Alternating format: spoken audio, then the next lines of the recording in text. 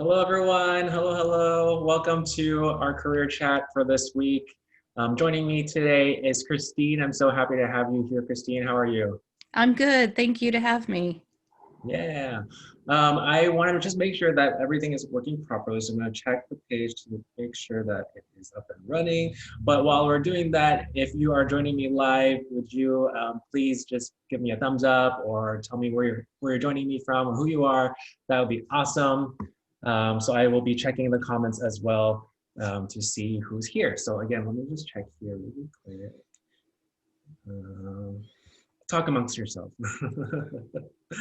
So Christine, as we do this, I think we can just go ahead and get started. But I would love for people to know who you are and what you do. So just tell us a little bit about yourself.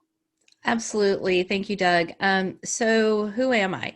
So for the last 25 years, I've been in management and technology consulting, most of that time working for PricewaterhouseCoopers, which is one of the big four.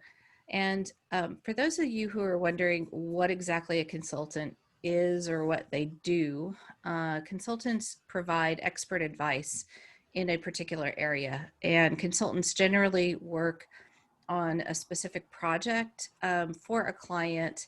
And then when that project is done, they go off and work on a different project. So when I started in my consulting career, my specialization was in mortgage and banking operations because that was the industry that I had come out of. And that's what I was hired into consulting to be an expert on.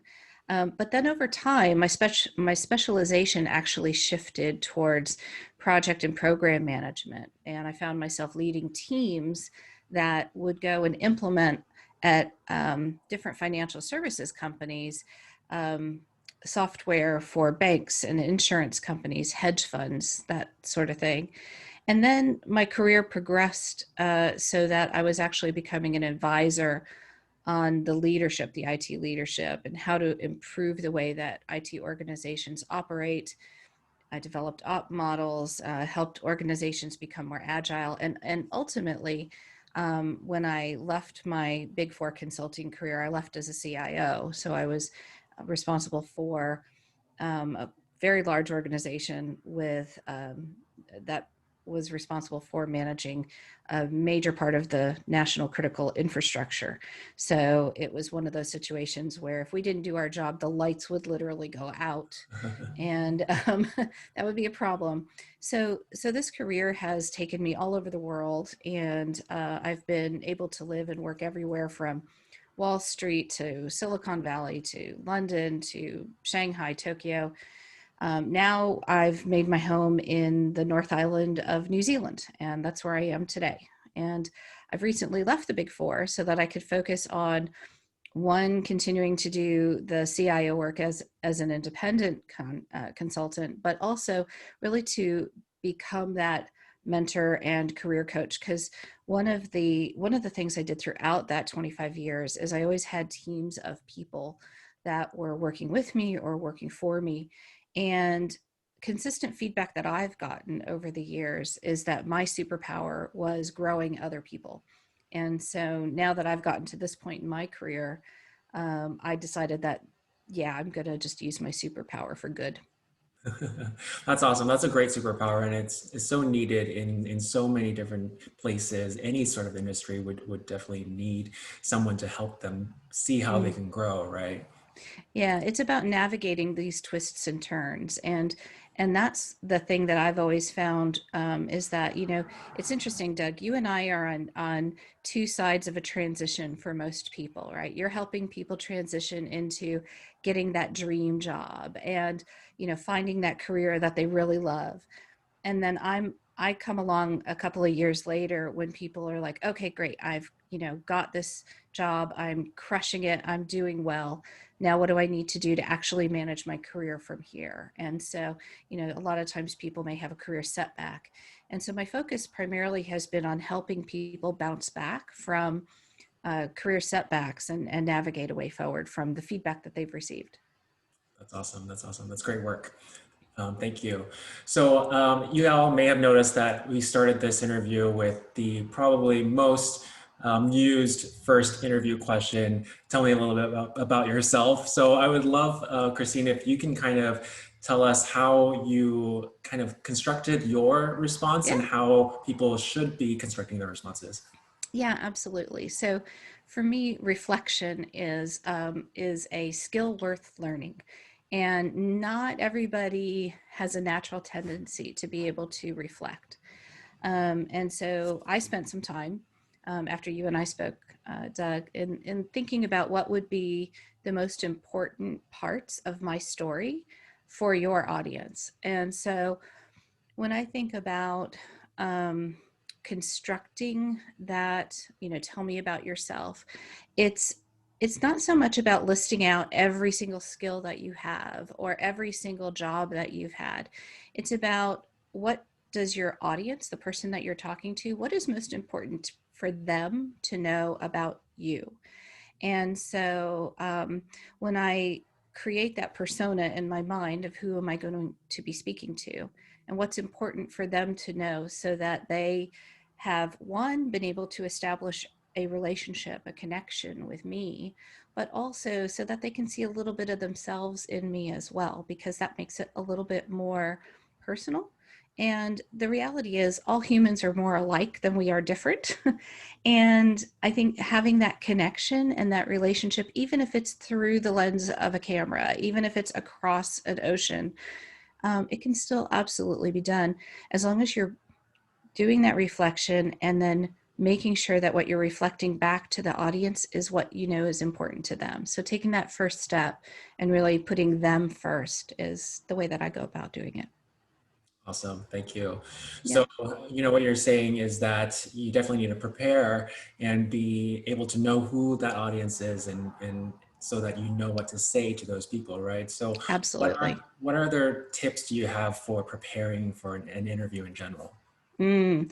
So I generally look at it as three layers, and it's very important that you do that homework and you do the preparation. Never ever, please, never walk into an interview and just wing it. You cannot just rock up and just wing it. You can't do that for an interview, and you can't do that for a performance review. Once you get the job, too, you cannot do that. Think of a performance review every year as being re-interviewed for your job.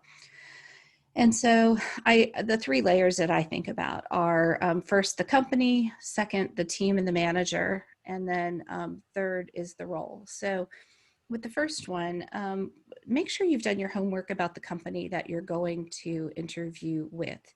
Make sure you understand what their values are, what their work culture is like in general, and what their strategic objectives are, if you can find that out. And usually you can, because they usually are happy to share that information on their website, or you can go to other sites that aggregate that information like Vault or Glassdoor. Those are really good places to find out kind of behind the scenes information about what's going on. And depending on what industry you're in, there's an app called Fishbowl that has really taken off in the last couple of years. I know I've been on it for at least 3 years. And the information that you can get on Fishbowl is all anonymous, and it's validated that the person giving the information actually does or has worked for the company that they are saying that they worked for. So it's a little bit safer to trust the information you get there than on other places where they maybe aren't validating, like Reddit.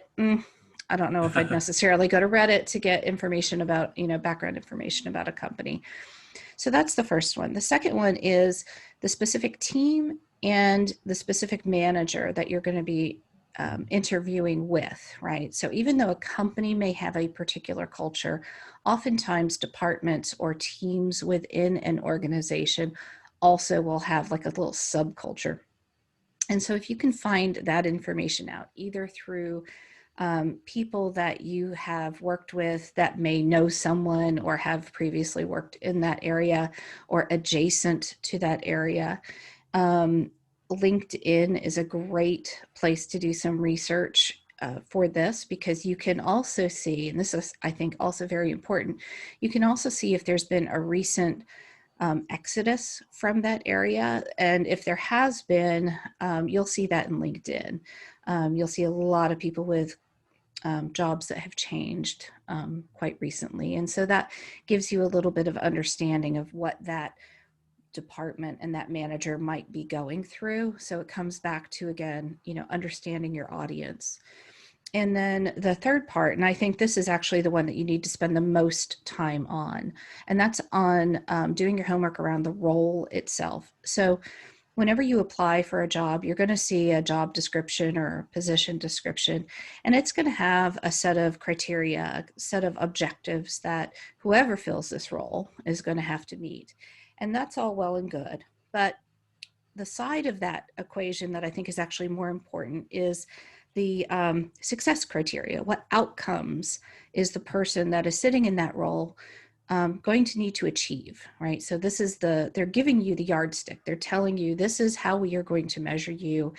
And the best way that I think you can do that is to think through those outcomes and those successes, because that is really, like, that's the secret sauce when you're looking at a job description. That is the magic where they kind of open the kimono, as they say, and tell you what is really important to them. And then that way, as you go into that conversation and you start answering the questions that they give you, you understand them maybe even a little bit better than they realize when you walk in. So, and it's that connection that a lot of times is the differentiator between the person who gets the offer and the person who doesn't get the offer. Awesome. Yeah. Yeah. And when you can kind of see what makes someone successful, you're going to be able to bring those things in when you talk about yourself. Exactly. And that's going to help them see that you're going to be a good fit for this position, right? I That think you to add, understand. yep, yep. And I think to add to that, you can maybe even look at what opportunities the company have or the role has, and see how you can say you can fit and fix those Mm-hmm. things, or not fix them, but maybe see how you can be the one to kind of move things ahead a little bit more, or something like that. Yep. So you don't want to, blame them or say that they're doing anything poorly, of course, but you can always point out things that could be done better, and show them how you can be the one to do that. Exactly. And that kind of leads on to the interview technique that I like to help people learn. It's called a STAR technique. It's nothing I created. It's been around forever. But unless you actually know what it is that is important for the person that's interviewing you, you're not going to be able to apply this technique as well. And STAR is an acronym. It's 4 points, and it honestly is the best way to answer that dreaded question of, tell me about a time and then fill in the blank, right? Because I know I've been sitting there going, oh, can't think of one. But it's this kind of is a trick to kind of help you think through that. And I would suggest you also try to think through this before you go in, so you have a couple of these sitting in your pocket. So the S in STAR stands for situation. And so when they ask that question, tell me about a time, you start with what the situation was, right? You set the scene, if you will. And it's not so much about the situation that you were in. And I think this is where people get a little bit tied up. It's not the situation that you were in, it's the situation, as in, like, what's the problem that the organization is trying to solve?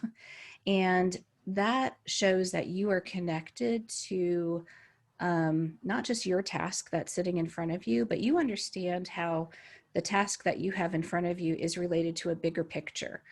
And so lay out the situation, set the scene so that the person that you're speaking to can visualize what was probably going on in that moment in time. The second point of STAR, the T, is your task. So what was your specific job or task or thing that you needed to accomplish to help solve that problem that was mentioned in the situation? And then the A is the approach. What approach did you take to completing that task? And this is the one actually that should be the longest out of all of the acronyms in STAR. A is the one you should spend your most amount of time on, because A, by outlining the approach, if you can state that, okay, well, this was the task that I had in front of me, and then this is the way I thought about that task, and this is how I broke that task down into manageable pieces, and then here is how I actually completed those tasks. That gets you easily in that process, that thought process, to the R of STAR, which is the result. And you want to talk about what was your individual result. What did that mean? What was the fact that you completed your result? What did that mean for the bigger picture as well? So it's not only your own result, but also what was the ultimate result for the organization. I love it. And just having a framework kind of puts some people at ease, because when they're trying to Yeah, think of a full story all at once, it's hard. So to have it broken down and like, okay, this, I'm going to talk about the situation, I'm going to talk about the task, I'm going to talk about the approach, now the result. It helps you have like a guide yeah, for talking and speaking your story. And I love how you said that the approach should be the longest part of your story, because they want to see your thought process, right? exactly. Yeah, because that helps them understand how you think, how you're going to be able to solve problems in the future, because they're not going to be able to ask every single question about every single thing that they care about. So they want to know just basically how you think about things, so that Exactly. that's an indicator of how you will think in the future for other problems. Absolutely. That particular section, the A, really highlights two things: critical thinking skills and problem solving skills. That is where you are setting yourself up to shine right there. And what was your approach? And that's also an opportunity for them to ask questions, and and ask you why you did something. And yeah, that A section is absolutely your opportunity to shine. Awesome, awesome. For those that are watching right now, have you used the STAR method before, or has this helped you at all? Just let us know. Put something in the comments, or if you have any questions as we're going through any of this, please put them in the comments as well, because we'll have a little bit of a Q&A at the end. So continuing on, I wanted to ask, what kind of things do interviewers look for in an interview, other than the best answer possible? But like, what are they thinking? What are they looking for, really? Yeah, so for every interview that there is, right? Think about it. It's like speed dating, right?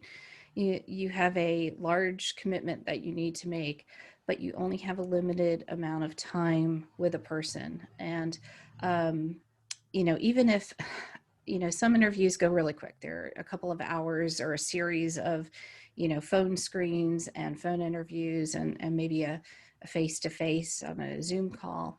um, Other interviews are a day or two long, right? They may be case studies, they may be ones that are like a weekend long, and it could be a group interview, it could be an individual interview. So there's different ways of going through an interview process, but the reality is the amount of time that you actually spend in that interview compared to the amount of time you may spend working for that organization is like a fraction of a fraction, right? It's a very small amount of time. So the things that you need to be able to make super clear when you're in an interview are a couple of things. One is they have to understand who they're getting, right? So this is about your personal brand, and this is making sure that the persona, the personal brand that you show up with to that interview is reflective of who you will show up as on day one in that job, right? So one of the things that I've seen is that some people will put on this false persona going into an interview, and the hiring manager will say, yes, this is absolutely who I need. They have the right critical thinking skills. They can do the right problem solving. They have the right attitude. They seem like a real team player, go-getter, whatever the attributes are that that organization is looking for. They seem like a great fit both for skills and for personality, quite honestly. And then on day one, they show up and it's not actually who showed up at the interview. It's a different, same body, different, different person. And that could be really disconcerting. It can make managers rethink, did I miss something? What is wrong with me as a manager that I missed this? And it's only going to end one of two ways. It's going to uh, you're either going to continue to try to perpetuate this false brand, and at some point your real self will come out, and people will take a step back after a time and go, what happened? Or you show up on that day one as your real self, and then the manager immediately goes, what happened?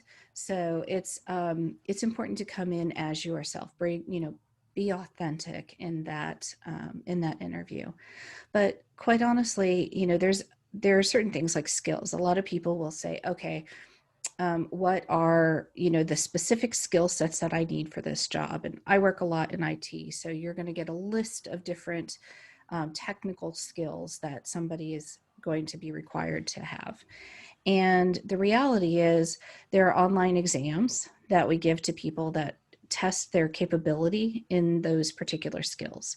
Or we ask them to, on the spot, put something together. That's only part of the equation, right? That's kind of like the table stakes. That's the baseline. But the real magic is around critical thinking skills and problem solving skills. How do you take a problem apart and then look for the opportunities to solve the problem in a creative way? Awesome. Thank you. And I love how you talked about the personal brand and how it really is a big part in the interview, but also continuing forward into your career. We Yeah. talked earlier at length about personal brand and in your podcast. So I wanted to bring that up that Christine has a podcast for those that don't know Christine yet. So can you tell us a little bit about the podcast that you have? Sure, sure. So it's called the Career Advice That Gets Results podcast, and we actually had it launched about a year ago. We pulled it back in because the world completely changed, and we're just relaunching again tomorrow, actually. And the general audience are people who are a couple of years into their careers, and they're looking for ways to manage their career going forward. So the way it was told to me the other day, I thought it was actually brilliant, is that there's this transition stage that you're in when you get the job that you, Doug, have helped them to get, right? And they've landed that career, and they've been just crushing it and doing the tasks. And that's really what you do at the very beginning of your career. Somebody hands you a task and you just do it, and you go all in and you do it really well. And then somewhere around year two, you kind of go, I think I'm supposed to be managing my career as well as actually doing the work. And so that's what we focus on in the podcast, is helping you really kind of kickstart that direction. And like I said before, it's also about helping people bounce back when there's a challenge, or making a pivot as well, because we all pivot through our careers. Nobody's career is a straight line, and you've got to be able to navigate those pivots. Yeah, I am perfect example of someone that's not a straight line. I've been moving around into so many different industries and Yeah. different jobs and careers. So I definitely agree with that. So I know that this is relaunching, right? So Yeah, if there's a link, send it to me and I'll put it will do. into the comments of the live here. Yeah, absolutely. Absolutely. And I've also got another little piece of goodies for your listeners as well. So there's one of the things that I think is very important when you're going out on interviews, and that self-reflection activity that you need to do as well, is um, you're not always going to get the job, right? And whenever you get that phone call to say, thank you for your time for the interviewing, but we've decided to not go any further or move on with another candidate, I encourage everyone to ask for the feedback. Ask why. What was the differentiator? Or what did you not present? Because one, that will help you understand how you are coming across, right? It helps you understand what others think your brand is. Um, And so the thing that I've got is it's a feedback evaluation canvas. It's based on like a lean canvas 1-pager model. And I'll make sure that you have the link that you can share with your listeners as well, so that they can get that. And it's just a simple, like you said, it's a framework. It just answer a series of questions, and it's all about the feedback, right? And helps you really digest and take apart what that feedback was so that you can action it. And one of the one of the main parts of it too is not everybody who gives you feedback is actually qualified to give you that feedback. And you shouldn't take all of the feedback that you get, because you will get conflicting feedback over time too. Yes. And so this just kind of helps you to take it apart, deconstruct it, and then evaluate it on your own and determine, is it valuable, is it not, and then move on from there. That's so great. Yes, just what you said, not every piece of feedback is technically good feedback, That's or right. feedback from someone that is good at delivering it. So having Very true. something to write it all down and kind of analyzing on your own and deciding whether or not this is something that you should be, working on or not, that's very important to have. So that's great. So thank you so much for putting it together. Yeah, absolutely. And it's, it was born out of frustration. Because quite honestly, this actually happened only about a year ago to me. On the very same day in the morning, I was given some feedback from one of my leadership team, and they told me I was absolutely just too harsh. I was being too tough in this particular situation. I wasn't being thoughtful enough. And I kind of took that and I was like, okay, let me digest that. Let me take that away and pause and reflect a little bit on that. And I appreciate feedback. It's always important to give feedback and receive feedback. And then later that afternoon, a different member of the leadership team decided to give me some feedback on that very same scenario and told me that basically I was a pushover. And I Oh. thought, I can't win. And it really made me take that step back and realize I have to be able to evaluate what feedback I actually will address. And Mhm. one weighs more than the other. Yeah, that happens so often, just having conflicting messages from different managers, different Yeah, leaders. And yeah, this is a great way to move forward from that. So I absolutely. wanted to look at our comments. We have a few comments from Michael and Jennifer Shao. Michael says that he hasn't used the STAR method, but that it's fascinating. And Jennifer has used it for interviews. Michael does have a question, so I wanted to ask Sure. this question. Often in interviews, I'm asked what my biggest weakness is, and I never know how to respond. Can you perhaps guide me with an answer or what the interviewer is looking for from this question? Mm.